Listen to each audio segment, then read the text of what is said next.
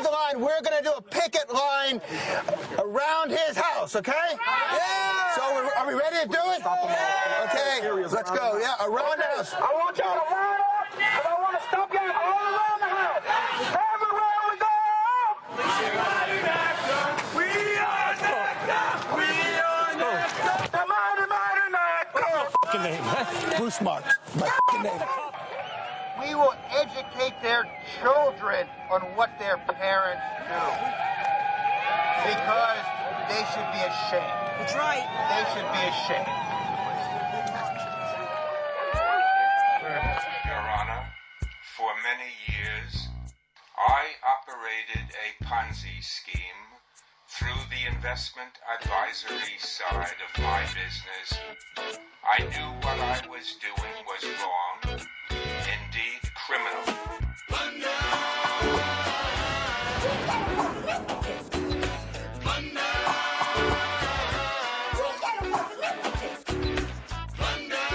Will anybody do the time? What I was doing was wrong, knew what I was doing was wrong, knew what I was doing was wrong.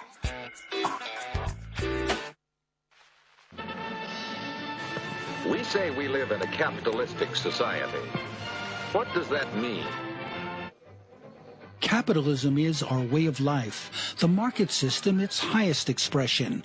Our media hypes it in quasi-religious terms, even if its impact is sometimes quite negative and even debated in classrooms. Can't we agree that capitalism is an economic system, a system for the production and distribution of things we need and want? I won't agree to that.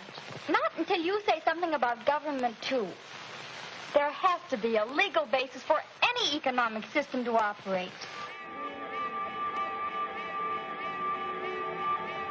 Most of us recognize we live in an inherently volatile system. Not problem-free, but so the conventional wisdom goes, better than any alternative. Many still believe the free market is our salvation, even as our economy has crashed, brought down not just by greed, but calculated scams and schemes that flouted the intent of our laws, enriched a few, and devastated the economy, leading to a massive loss of jobs, homes, and personal wealth. In 2006, my film In Debt We Trust warned of a coming economic collapse. Listen, I think the next great economic crisis in this nation is going to be brought about by the debt load. It will create an economic crisis so deep that it will threaten us as a nation. I was called a doom and gloomer, an alarmist. I won't dissect. It was just written another book called Plunder. I followed up with a book that came out before Lehman Brothers went bankrupt. Speaking on Wall Street, I called for a jailout, not a bailout. I used to think of Wall Street as a financial center. I now think of it as a crime scene. Nomi Prinz was a managing partner at Bear Stearns and Goldman Sachs. This is the most expensive takeout, the biggest crime in world history. We're talking about a crime we can't even quantify. You're talking double-digit trillions of dollars minimum. This film will explore the scale of monies missing, written off, lost, ripped off in these various scams, and in the case of the bailout funds, unaccounted for. Graydon Carter, editor of Vanity Fair, may have summed it up best when he wrote, "It can fairly be said that the chain of catastrophic bets made over the past decade by a few hundred bankers may well turn out to be the greatest nonviolent crime against humanity in history.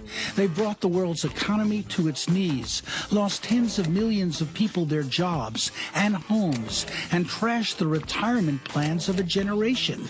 And they could drive an estimated 200 million people worldwide into dire poverty. In other words, never before have so few done so much to so many.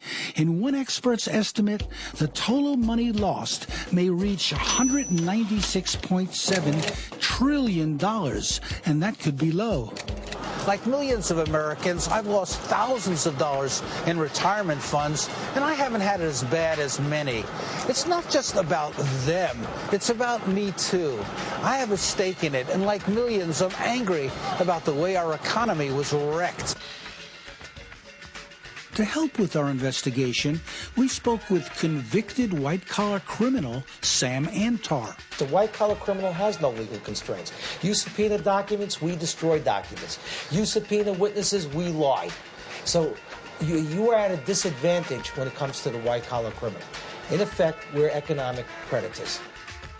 To an investigative reporter on the business beat, Wall Street steals far more than the mafia, says Gary Weiss. Wall Street takes much larger sums of money than were involved in the mafia scams. The regulatory system is such that they can get away with it. The lack of media scrutiny, the absence of regulation, the widespread illusion that markets and real estate could only go up created a casino mentality, an environment for successful fraudsters and white-collar criminals. Your Honor, for many years, up until my arrest on December 11, 2008, I operated a Ponzi scheme. I knew what I was doing was wrong, indeed criminal. White-collar crime on Wall Street has been underreported, except for a very few high-profile cases, as when hundreds of reporters staked out a New York courthouse to report Bernie Madoff's admission of guilt in his Ponzi scheme. Millions and millions of dollars. They are also in the courtroom today, many of them incredibly angry. I had an IRA worth $1.3 million. My other monies was about $1.8 million, and it's gone. How do you think you got away with this for so long? How a person can run a scam for so many years without being detected? That was one of the things I thought of. Can't be a scam. Nobody can successfully run a scam for that long. Madoff was not alone. Regulators are now investigating scores of similar crimes. They say there is a Ponzimonium underway. There's 4 levels in every white-collar crime. There's the guy that gives the orders, the people that take the orders, the people that knew what was going on but didn't participate, and the people that should have known what was going on, like boards of directors or auditors, but didn't participate too. What they try to do is they try to get to the culpability of the guy at the top by working from the bottom. The problem that you have in the Bernie Madoff case is they got the guy at the top first, and he's protecting the other 3 layers underneath him. On Wall Street, a lot of the extraction tends to be very borderline legal because the people extracting tend to be the ones setting up the legal framework. Rogue economics is what Loretta Napoleoni calls it in her new book. But the reason why the line between what is criminal and what is not criminal has disappeared is because of deregulation. When you remove all the restriction, when you remove all the controls, then, of course, what is legal and what is illegal? So you're creating a crime scene, and you're creating the crime, and you're effectively buying the police officers all at the same time, only in the form of a regulatory body or a politician for the laws that work for Wall Street. In June 2009, the FBI said it was investigating 1,300 securities fraud cases, including many Ponzi schemes, as well as more than 580 corporate fraud cases. Most of these cases got little attention, but the media loves arch criminals like financier Bernard Madoff. These are complicated white-collar crimes of which the government does not have the resources to thoroughly prosecute.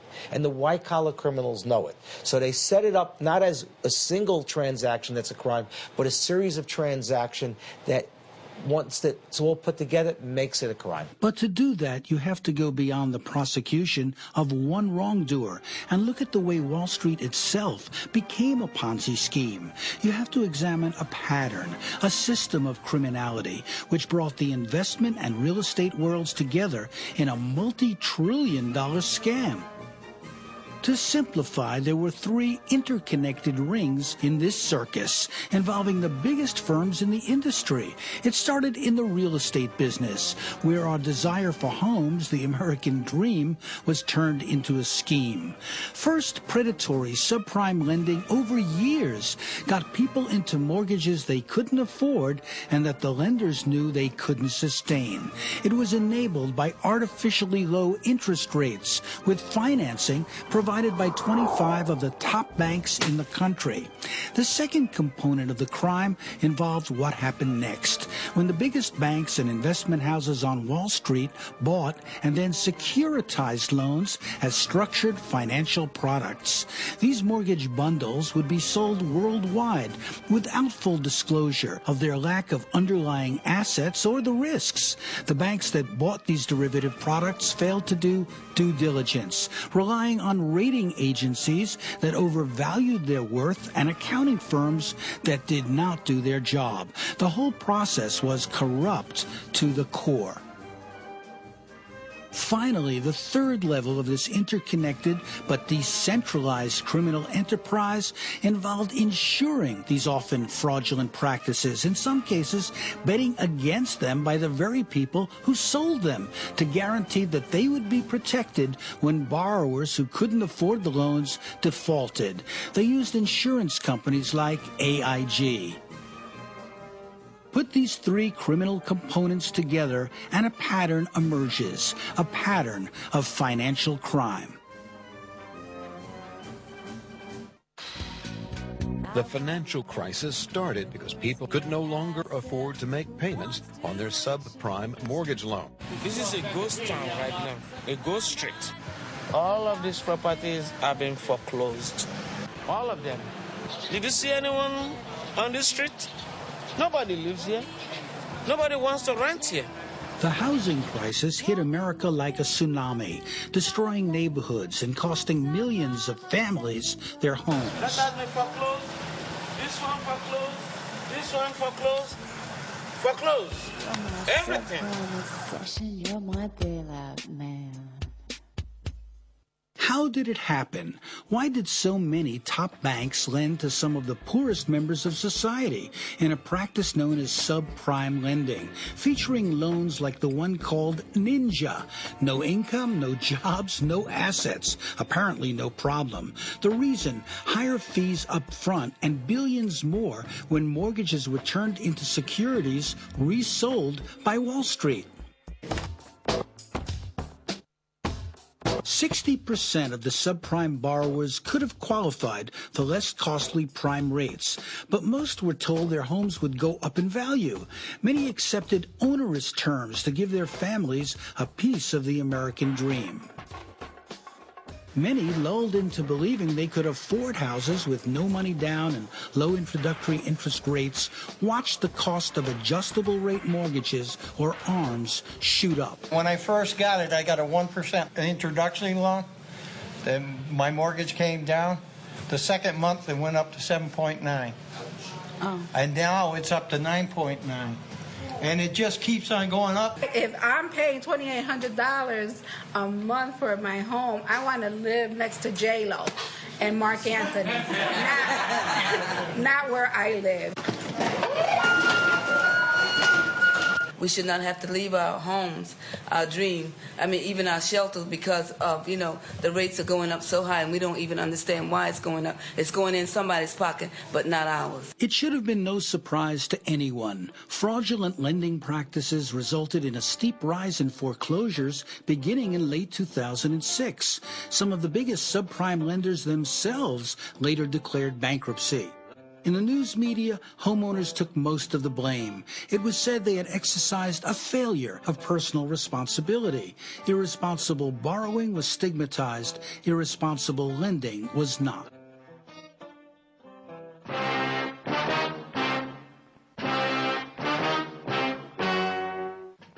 Enter the Federal Bureau of Investigation.